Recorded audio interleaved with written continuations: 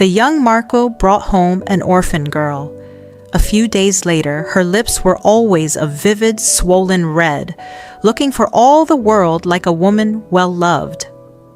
The night before she was summoned to her next appointment, I warned her. "Don't go," I said. "The young Marquis is not a kind man." She shot me a sidelong glance, her eyes filled with disdain. "And what's so bad about him? Is it better to be like you, a bed-warming maid for the old Marquis?" My face turned deathly pale. I stopped trying to persuade her. But I had seen it. I had seen it with my own eyes, how my older sister was violated by the young Marquis in front of a crowd, becoming a mere plaything for the young noble sons until she died, unable to bear the shame. That was a real reason I had become the old Marquis's bed-warming maid. Chapter 1.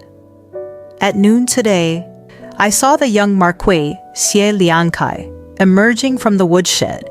Behind him, little Ade's small mouth was so red it looked ready to bleed. I didn't know what delicacies the young Marquis had fed her. The lanterns of the corridor flickered as curfew approached. A group of young maids leaned against the wall, whispering incessantly. "Who says it isn't so?" one maid hissed. This morning, when she got out of bed, her body was covered in red handprints, much larger than her own. She's just a lowly orphan.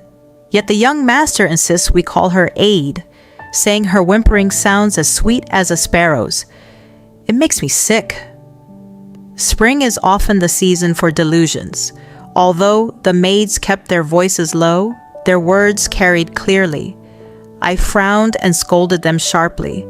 Curfew is almost here. If anyone utters another word, I'll have your tongue. They shot me resentful looks but slunk back to their rooms. When I turned around, I found Adi standing right behind me. Her beautiful eyes were brimming with tears, her lips bitten white.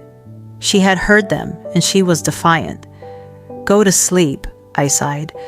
"The curfew is starting." "They're just jealous because the young Marquis treats me well," Aid said, standing her ground. "If they had the chance, who wouldn't want to climb into his bed and live in Moonlight Pavilion?" I looked at her closely under the moonlight. When Xie Liankai first rescued her, she was filthy and bedraggled. He had plotted it all out, ordering the servants to bully her so he could step in as her savior. I had occasionally helped her when I couldn't bear to watch the abuse. Tonight, she wore a pale, yellow silk dress that accentuated her delicate, pitiable frame. It was clearly a gift from Xie Liankai. She had bathed, smelling of a woman's perfume, her face flushed with a soft red, as if her entire heart already belonged to him. Xie Liankai's favorite tactic was the carrot and the stick, breaking a woman down only to shower her with affection until she willingly became his dog. I grabbed her wrist. "Don't go. He is luring you. He will never be sincere." Ada stared at me, her eyes wide with disbelief. In the moonlight, her cold, lonely silhouette looked hauntingly like my sister from years ago. Buried memories surged back. I tightened my grip. "I've prepared some supplies for you. Run away. Get as far from the Z Manor as possible." To my surprise, Ade shoved my hand away. "Sister, I thought you were different from the others." "No," I whispered, desperate. "I've seen it. He will humiliate you in front of everyone. He will lock you in Moonlight Pavilion like a dog and let those noble brats toy with you. I've seen it." Ade stood still, watching me for a long time. Suddenly, the corners of her mouth curled into a mocking smile. "You've seen it? If you've seen it, then why are you still the old Marquis's bed-warming maid?" The words struck me like a physical blow, leaving me breathless. It was true. Though I was a high-ranking maid in the manor, I was nothing more than the old Marquis's hidden mistress, a thing that could never see the light of day. "I thought that once I rose in status, I would remember your kindness," she sneered. I didn't realize you were just like them, unable to stand seeing me favored by the young master, wishing I would just leave. As she turned to walk away, the wind caught her hair, revealing a faint pink handprint on the back of her neck. My eyes burned. I couldn't bear to look at the signs of their intimacy any longer. "You've already satisfied him, haven't you?" I called out. Adie's aggressive stride faltered for a split second, but she didn't look back. She vanished into the darkness.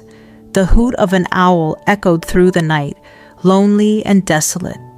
I stood in the cold wind, realizing that after tonight, Moonlight Pavilion would have another tragic soul.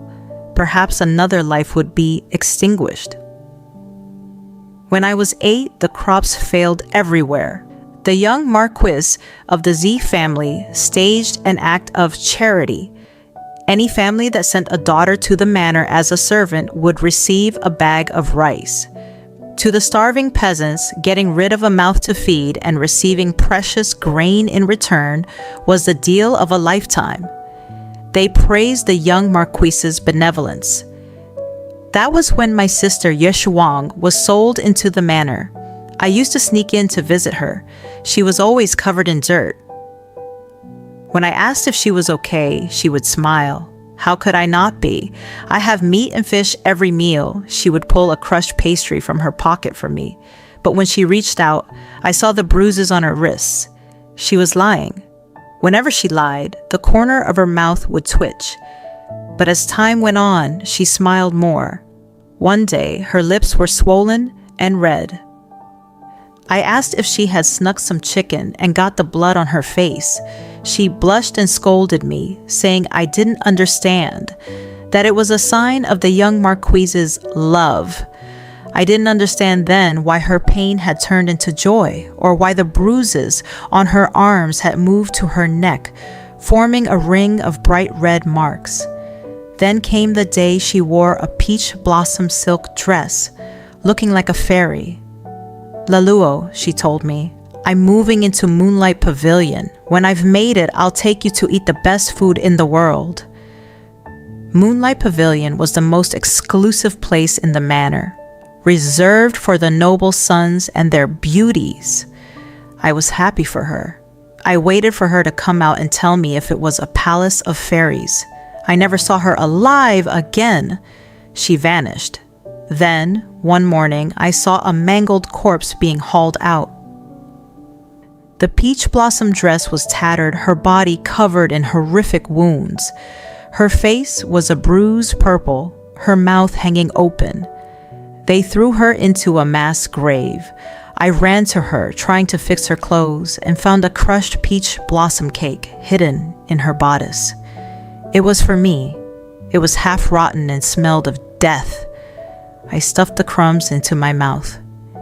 "It's delicious, sister. Please wake up. I want more." She never answered. I cried until my throat was raw, until my head spun. That was the day I learned what fear was. It was also the day I learned to hate.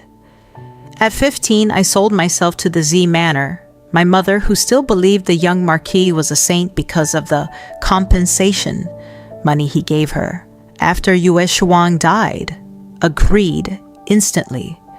"Serve the nobles well," she told me. "Don't end up like your sister." I laughed inwardly. For 7 years, I had dreamed of my sister's bloodied smile and that crushed cake. I looked exactly like her. When Xie Liankai first saw me, his eyes lit up, but he didn't remember her. To him, we were just replaceable toys. The first few days were hard. He arranged for the other servants to isolate and bully me. In the dead of winter, they locked me in the woodshed to starve. That was when he appeared draped in mink fur, offering me hot food and a kind smile. I wiped a blood stain from Ade's skin with a towel as I told her this. "I knew what he wanted," I said coldly. I pretended to faint to escape his trap. "He likes watching pure girls slowly fall." So I took the filthiest path possible. I crawled into the old Marquis's bed instead. He was shocked. He thought I was naturally depraved, But through that depravity, I gained the power to investigate Moonlight Pavilion. The Z family had been declining for years, surviving only on past glory. So how did they remain so wealthy and influential? It was Xie Liankai's business in Moonlight Pavilion. He didn't use professional courtesans. He used pure girls from good families or innocent servants. The noble sons, bored of common prostitutes, flocked to see these clean girls humiliated. It was a nightmare fueled by the exploitation of women, and it was how Xie Liankai bought his connections. The old Marquis knew, but he didn't care. I was going to enter Moonlight Pavilion myself eventually, I told Aide. Someone had to. I pulled a small box from a hidden compartment in my bed. Aide suddenly pressed her hand over mine. Her eyes were bright, her grip surprisingly strong. Sister, wait a few days. Let me prove my loyalty to you. I looked at her. I had spent 2 years manipulating my way to the top, thinking I was alone in this darkness. But the hatred in Aide's eyes was unmistakable. Inside my box was a list of every guest who had visited Moonlight Pavilion in the last 2 years. I had gathered it through an old woman named Granny Lou and her grandson, Cricket, who lived near the pavilion.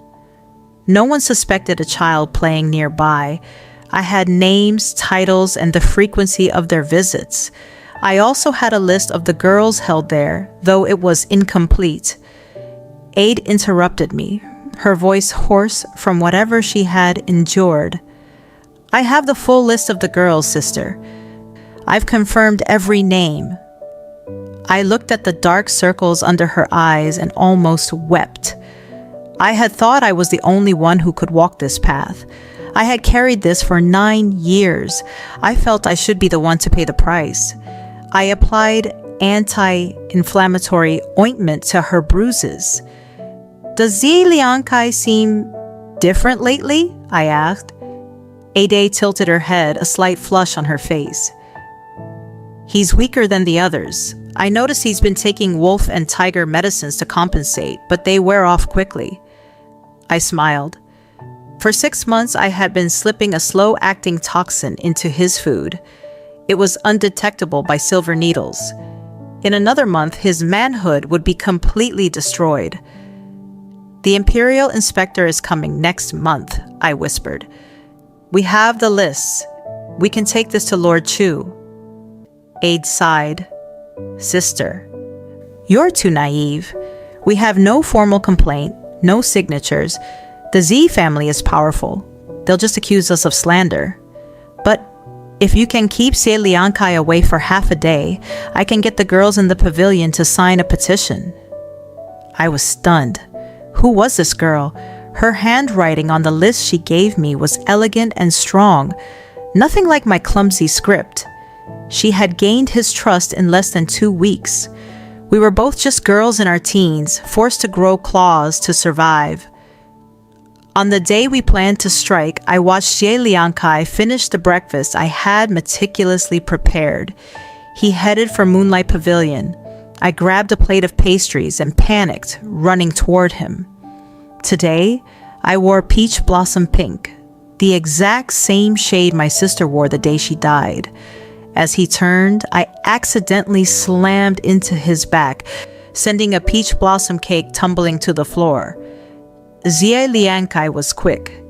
He caught the crumbling peach blossom cake in his palm, though the delicate pastry shattered into several pieces upon impact. I puckered my face, looking utterly heartbroken. This was the first time Yuelwo made sweets specifically for the young master. What a shame! It's ruined. I reached out to take the fragments and throw them away, but to my surprise, Xie Liankai popped them directly into his mouth. Now, my little lady, don't be sad, he said smoothly. Since you made this especially for me, how could I possibly let your hard work go to waste? He ate every last crumb, even lingering to lick his fingertips. A moment later, the same finger pressed against my lips. Why did you dress up so exquisitely today, huh? He leaned down, a playful smirk on his face. I lowered my head to hide the flash of revulsion and hatred in my eyes. Yuelo wishes to take the young master somewhere, I whispered. I don't know if it would be a bother to your schedule. He hesitated, appearing to weigh his options. I decided to add a bit of fuel to the fire, lightly tugging at his sleeve. The old Marcus is away this morning. It's the only time. Xie Liangkai didn't hesitate any longer. He burst into a boisterous laugh and pulled me into his arms. If a beauty makes an invitation and I refuse, wouldn't that make me a man who doesn't understand romance? I led him to the place where my sister was buried. Because this was a private matter, he didn't take the carriage. To stall for time, I walked as slowly as possible, though it meant enduring his wandering hands along the way. When we arrived, I touched the nameless headstone. The old agony rushed back. Sister, I thought, look at him. This is the face of the beast who killed you. One day, I will see him ruined and make him pay with his life. Tears began to fall despite myself. Xie Liangkai wiped them away with feigned tenderness. There, coming to such a desolate place to stroke a grave. It's a bit macabre, isn't it? I cursed him in my heart. I moved, letting the spring breeze catch my peach blossom dress, the fabric fluttering to reveal glimpses of skin. His eyes turned red with hunger, looking as though he wanted to devour me right there. Don't you find this outfit familiar, young master? I asked, pushing him back slightly. He studied me intently, his gaze sweeping over my figure. It looks beautiful. As for whether it's familiar, I'd have to take it off to be sure. My sister had been so brutalized by him that even her remains were incomplete. I had carried this grudge through countless sleepless nights, yet he had forgotten everything. I sneered inwardly, though my face remained soft and submissive. About 6 or 7 years ago, the young master favored a girl named Yue Shuang. I am Yueluo. Xie Liangkai scrutinized me again. Finally, memory seemed to spark. No wonder your eyes looked so familiar when I first saw you. You look exactly like she did when she was younger. Suddenly, his expression darkened, his narrow eyes glinting. So, you brought me here because... I pulled out a handkerchief to dab at my eyes. Today is the anniversary of her death. I wanted her to see that the young master favors me too. She was unfortunate and offended a noble, so she couldn't stay to serve you. I have to fulfill that role in her stead. It wasn't actually the anniversary of her death, but he wouldn't remember. He let out a long sigh of relief and pressed against me again. My sweet girl, you should have said so sooner. Why bother serving that old man? I gave him a playful tap on the chest. Because the young master was heartless. You didn't even recognize me the first time you saw me. Of course I was angry. When I was little, everyone said my sister and I were cast from the same mold. Did you think we didn't look alike? Do you not like me? Xie Liangkai caught my hands, his breathing becoming heavy. I like you, of course. You're even more elegant and cold than she was. Liar, I teased. You don't even remember what she looked like. How can you compare us? Haha, I might not remember, but the art collection remembers. Don't worry, I'll have an artist paint you too, so you can see for yourself. I knew he was vile, but I hadn't realized his depravity went so deep. Just as I was about to push him away, I saw a Kongming lantern rising in the distance. Ada had succeeded. Soon a young maid would come to find me. I let out a sudden sharp cry, interrupting him. Young master! Behind you! I saw her! I saw my sister! Xie Liangkai jumped, visibly startled. Don't talk nonsense in broad daylight. Where are their ghosts? She was covered in blood, I cried, my lips trembling. She looked like she didn't want to see us together. The night before, I had exhausted myself, making sure the old Marquis was satisfied. This morning, I had prepared a lavish banquet that was elegant without being gaudy. The old Marquis was so impressed by my cleverness that he specially authorized me to serve alongside Inspector Chu. Everyone expected the inspector to visit the Siam Manor first. Instead, he went straight to Moonlight Pavilion. I waited at the manor for half a day, my mind racing with accusations. I wanted to report Xie Liangkai for kidnapping and rape. I wanted to report the entire Z family for collusion. I was terrified I would misspeak or that Xie Liangkai would find a loophole in my testimony. But the inspector never came. Granny Lu eventually brought me word. Xie Liangkai and Inspector Chu had entered Moonlight Pavilion together, laughing and joking like old friends. I clung to a shred of hope. Maybe the inspector already knew about the filth in the Tsai house. Maybe he was investigating the pavilion from the inside. But I waited and waited. The moon rose high. The candles in Moonlight Pavilion were lit, casting the slender silhouettes of women against the paper windows. Inspector Chu wasn't coming.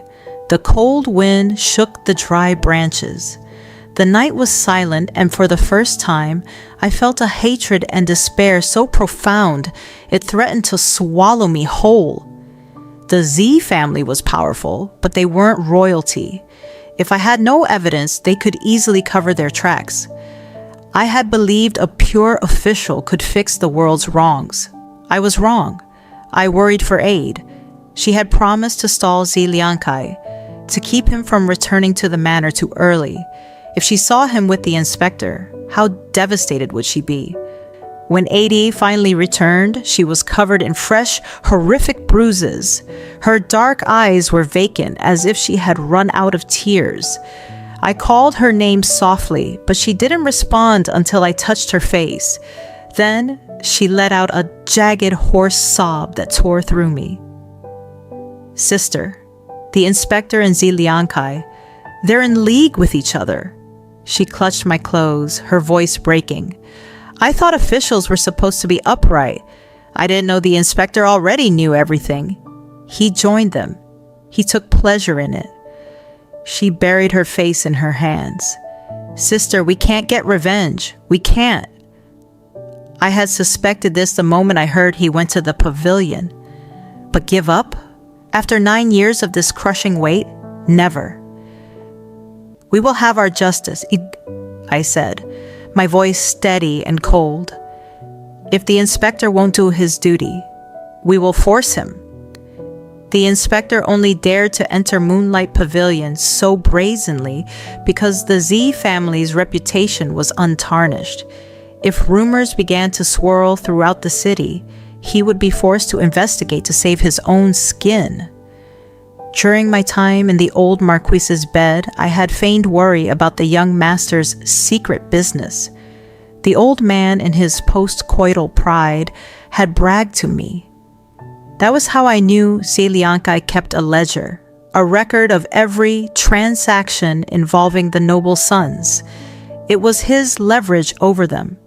And there was something even more damning. Xie Liangkai loved to have artists capture the scenic beauty of the women being violated, especially the ones he personally brought in.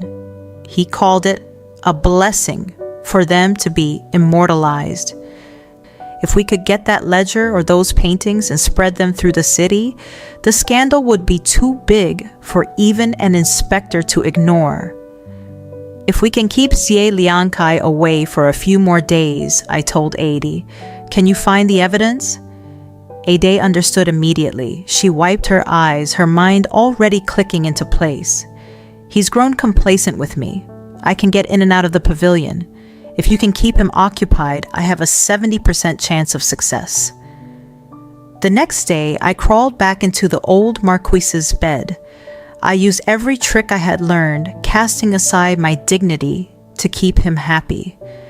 The young master says Moonlight Pavilion is the most joyful place on earth, I whispered to him as I washed his aged body. But I think it doesn't compare to being with you, my lord. He laughed, pleased. My lord, I heard a troubling rumor today, I continued. People are saying it's strange that Inspector Chu went straight to the pavilion.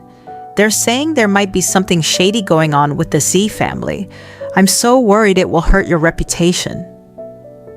I suggested he have Xie Liangkai invite the inspector to the manor for a formal banquet instead, to show everyone they were transparent. It would stop the gossip, and you could show the other noble families who really rules this land. You might even get some gifts from those who want your protection. The old Marquis loved the idea.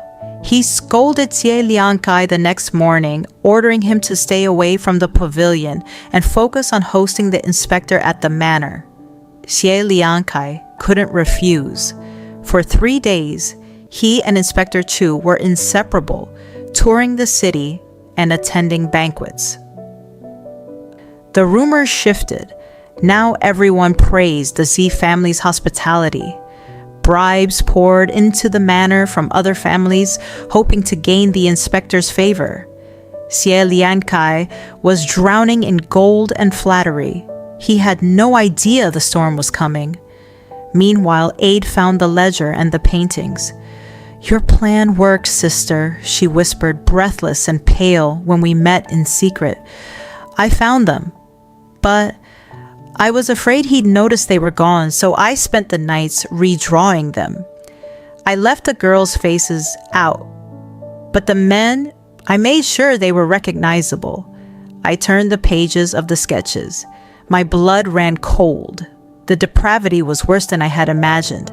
Then I saw it. Even without a face, I knew her. I knew the way she knelt, the curve of her shoulders. It was my sister. The lines were shaky, the paper wrinkled where Aide's tears had fallen. "They will pay," Aide whispered. I closed the book, my tears falling silently. My sister had saved every scrap of food for me during the famine. She had thought the young Marquis was her savior. She had died in a nightmare. "There is a woman at the West Market," I said, recovering my resolve. "A musician named Yue Niangzi. Her sister was also taken to the pavilion. She knows the world of pleasure better than anyone. She will help us." I met Yue Niangzi under the guise of buying supplies. When I showed her the sketches, her gentle smile vanished, replaced by a cold, burning fury. "What do you want me to do?" she asked. "Turn this into a pamphlet, distribute it everywhere, as many copies as possible." "Consider it done," she said. Within days, a pamphlet titled "Secrets of Moonlight" flooded the city. It detailed the most scandalous romances of the local elite. The public was stunned. The elegant Moonlight Pavilion was exposed as a den of filth. The Z family's mask was shattered. The outcry grew so loud that Inspector Chu could no longer ignore it. Inside the manor, I heard the sound of crashing porcelain as Xie Liangkai and the inspector argued. The time had come. I clutched the original ledger to my chest, waiting for the inspector to emerge. I intercepted him in the hallway.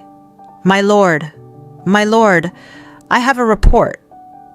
Inspector Chu stopped, his eyes narrowing with suspicion. He moved his hand and I saw it, the jade thumb ring on his hand. It was Xie Liangkai's favorite piece. The bribe was literally on his finger. Xie Liangkai had presented that ring to Inspector Chu days ago. To think the man was still wearing it, it was a brazen display of their bond. Xie Liangkai's expression was dark, his face a mask of irritation and brooding anger, but notably absent of any panic. He showed no fear. As the two men walked out side by side, it was clear they were nowhere near tearing off their masks of civility. The hand I had hidden, clutching the ledger, suddenly went limp. I dropped to my knees, pressing my forehead to the ground. "My lord, I beg you to see the truth. The Z Manor has been framed. Please, you must clear the young master's name." Inspector Chu's footsteps faltered. He let out a cold snort and walked around me without a word. Jie Liangkai, however, reached down and pulled me up. His face softened for a rare, fleeting moment. "You are a loyal one," he said. "Rest easy. Inspector Chu is merely annoyed. He wouldn't dare abandon the Z family. After all, he and I are grasshoppers tied to the same string. As for whoever is stirring up trouble behind my back, they must be tired of living." Once they were gone, my legs gave out. I collapsed onto the floor, my heart hammering against my ribs like a trapped bird. I tried to pour a cup of tea to soothe my parched throat, but my hands shook so violently, the water splashed everywhere.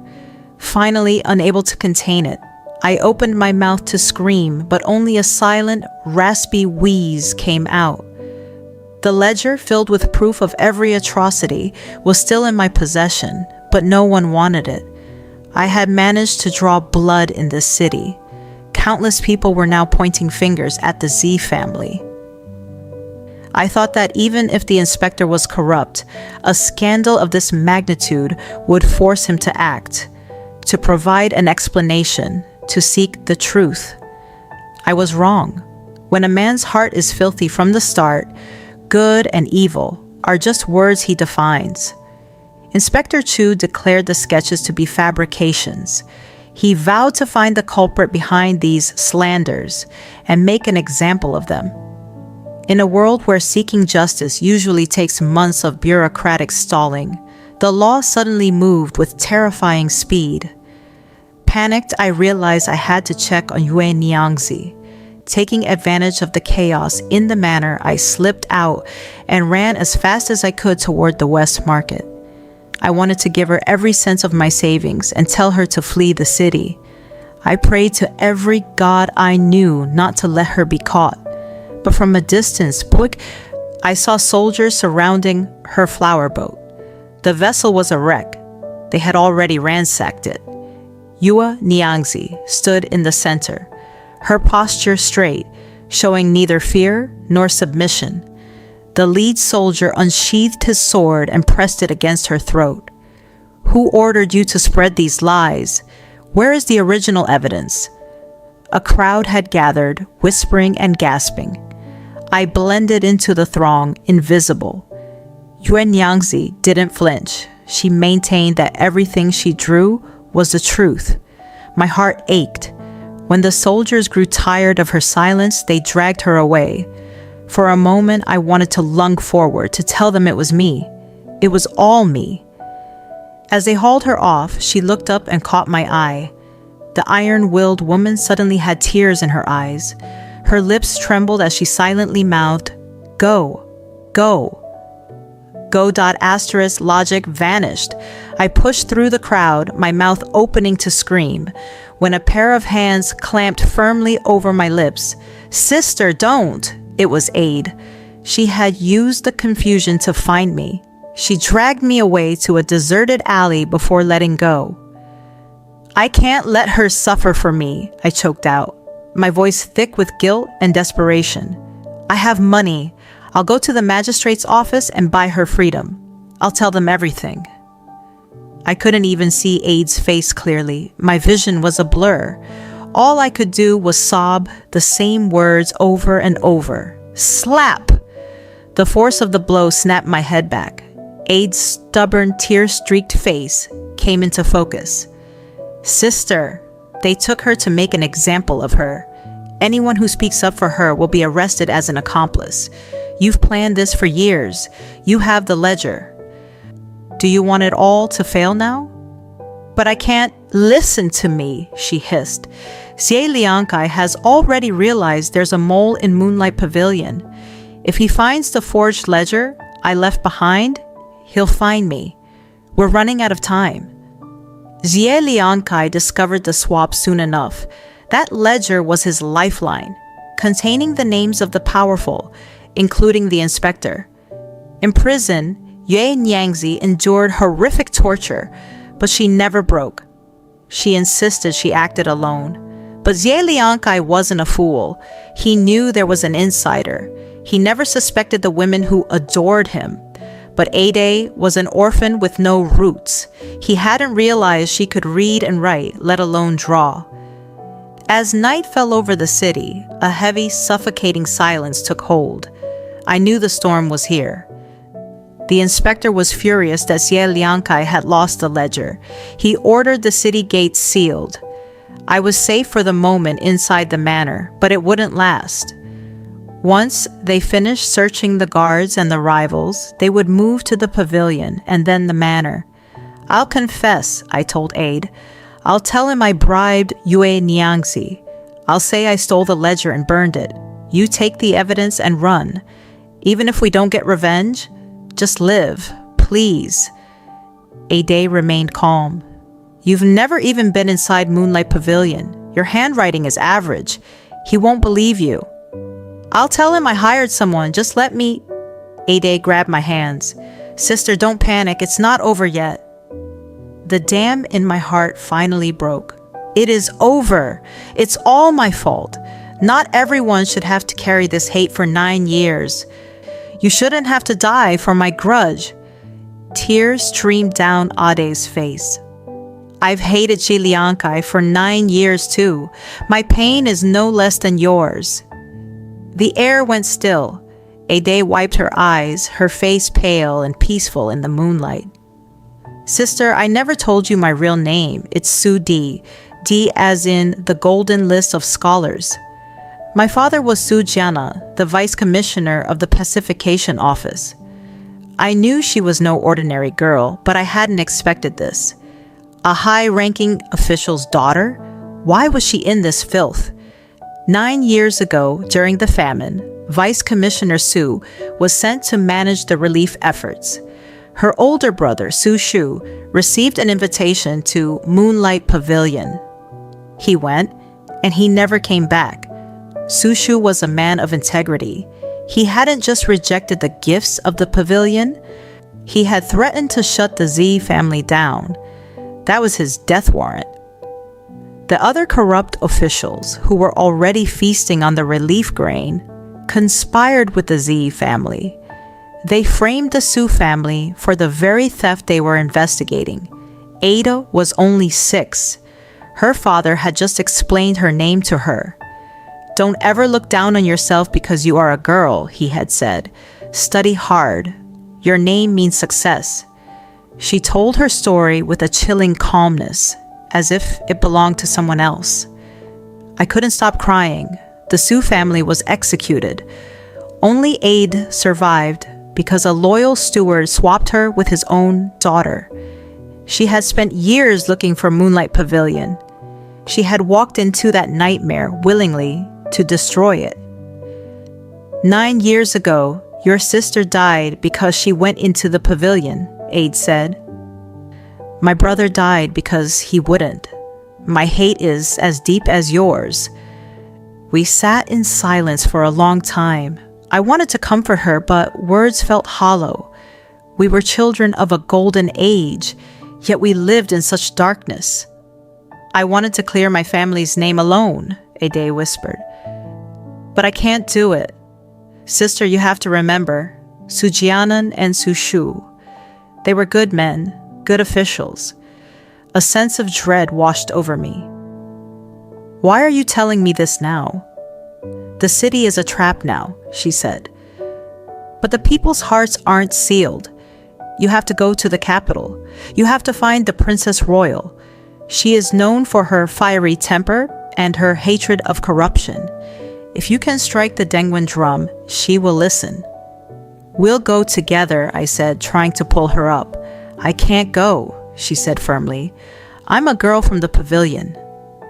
If I disappear now, it's a confession. But you've been in the city for 10 years. You know the secrets. I'll stay and draw their attention. You have to be the one. I left that night carrying the lists, the signed petitions, and the ledger. To avoid notice, I took nothing but a few scraps of silver. I looked back at Ade one last time. I didn't understand then why her gaze was so final. I went to the husband of Auntie Kui. He was a night soil collector. His daughter, Xiao Kui, was in the pavilion. I told him I needed to get out of the city. He didn't ask why. He just told me to hide in the manure cart. It's the only way through the gates, he said. I wrapped the evidence in 3 layers of oilcloth and climbed into the vat of filth. The stench was overwhelming, the acidic waste stinging my eyes. Or perhaps I was just crying.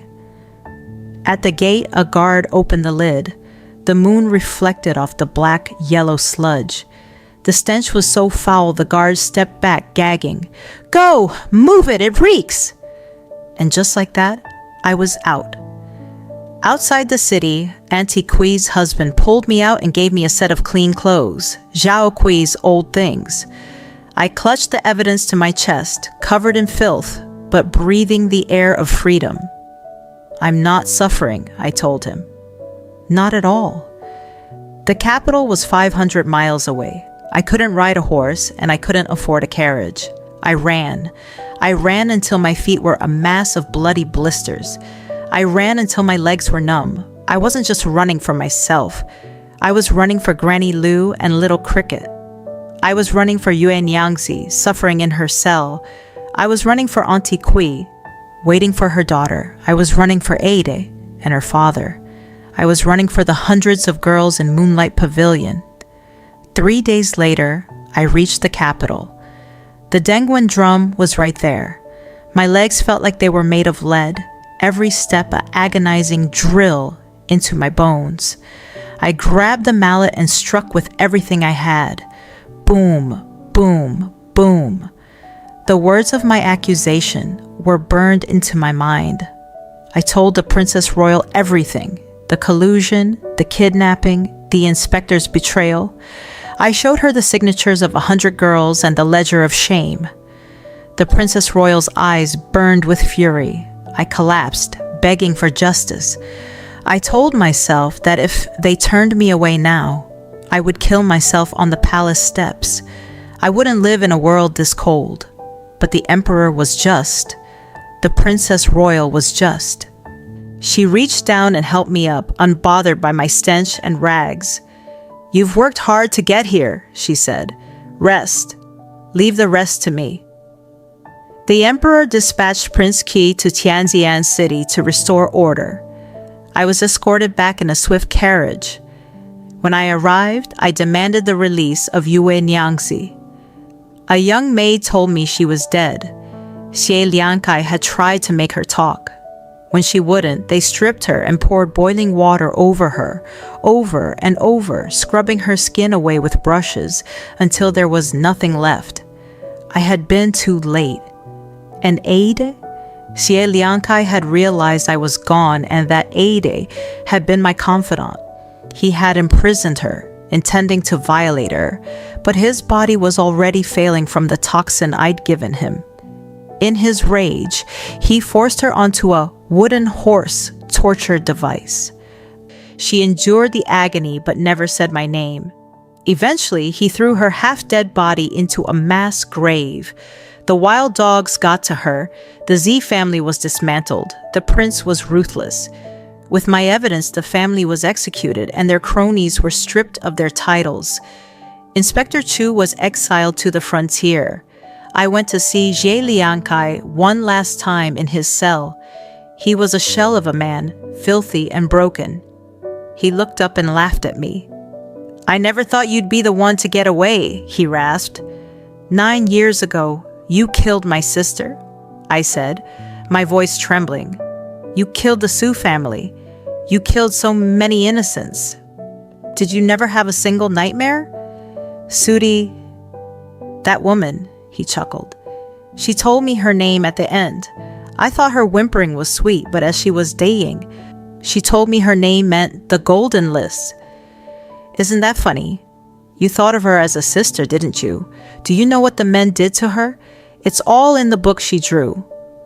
My face went white. I hadn't had the heart to look at the last pages of the sketches. Ade had drawn herself. "No matter how I tortured them," he coughed, "those damn women wouldn't say where you went. Do you know what she said before she died? She called for you. Sister, sister, it hurts." He laughed until he choked. He was a monster, a demon. I pulled a hairpin from my hair and lunged at him, stabbing blindly. The guards held him down, letting my blows land. Blood splattered across my face, blinding me. Prince Ki stepped in and stopped me.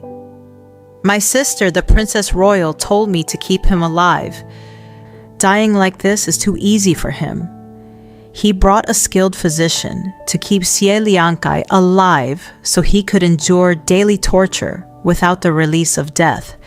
It wasn't enough. It would never be enough. The Su family was exonerated. The names of Su Jianan and Su Shu were restored, but the girl who wanted it most was gone.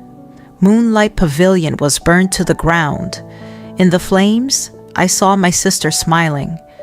Laluo, when I've made it, I'll take you to eat the best food in the world. I heard Odi's voice. I understand. She was only 6 when her world ended. She had walked into the abyss for her family. She never cried out in pain to me, but I remembered the silent tears she shed in the bath when she thought I wasn't looking.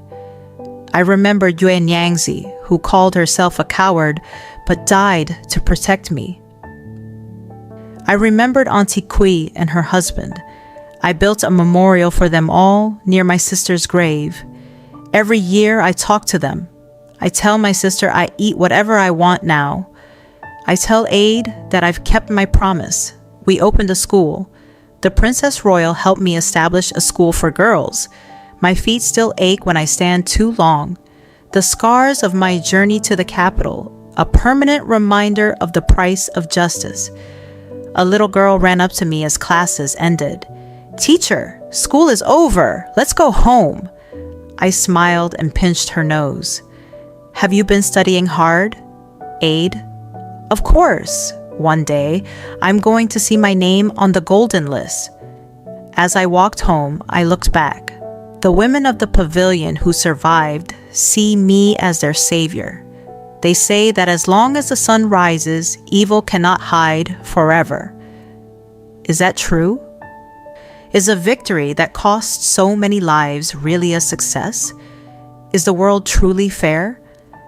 The Princess Royal says that one day the world will be peaceful and men and women will be equal.